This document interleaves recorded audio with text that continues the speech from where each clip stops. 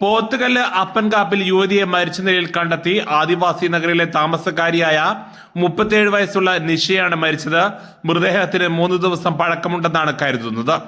സംഭവവുമായി ബന്ധപ്പെട്ട് നിഷയ്ക്കൊപ്പം താമസിച്ചിരുന്ന സുരേഷ് എന്ന യുവാവിനെ പോലീസ് കസ്റ്റഡിയിലെടുത്ത് ചോദ്യം ചെയ്തു വരികയാണ്. കഴിഞ്ഞ ദിവസം രാത്രി 11 മണിയോടെ വഴിയാത്രക്കാർക്ക് അനുഭവപ്പെട്ട ദുർഗന്ധത്തെ തുടർന്ന് നടത്തിയ പരിശോധനയിലാണ് മൃതദേഹം കണ്ടെത്തിയത്.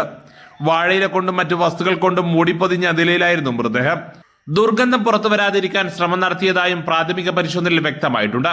കഴിഞ്ഞ ഏതാനും മാസങ്ങളായി നിഷ സുരേഷിനൊപ്പമാണ് കഴിഞ്ഞിരുന്നത്. കഴിഞ്ഞ 4 ദിവസമായി നിഷയെ കാണാനില്ലായിരുന്നുവെന്ന് നാട്ടുകാർ പറയുന്നു. പോലീസ് സ്ഥലത്തെത്തി ഇൻക്വസ്റ്റ് നടപടികൾ ആരംഭിച്ചു. നടപടികൾ പൂർത്തിയാക്കിയ ശേഷം മൃതദേഹം പോസ്റ്റ്മോർട്ടത്തിനായി മഞ്ചേരി മെഡിക്കൽ കോളേജ് ആശുപത്രി മോർച്ചറിയിലേക്ക് മാറ്റും. സംഭവത്തിൽ പോലീസ് വിശദമായ അന്വേഷണം നടത്തി വരികയാണ്. News now Edakkara. സ്വന്തം ഹൈസ്പീഡ് ഇന്റർനെറ്റ്, നമ്മുടെ സ്വന്തം ഇന്റർനെറ്റ്.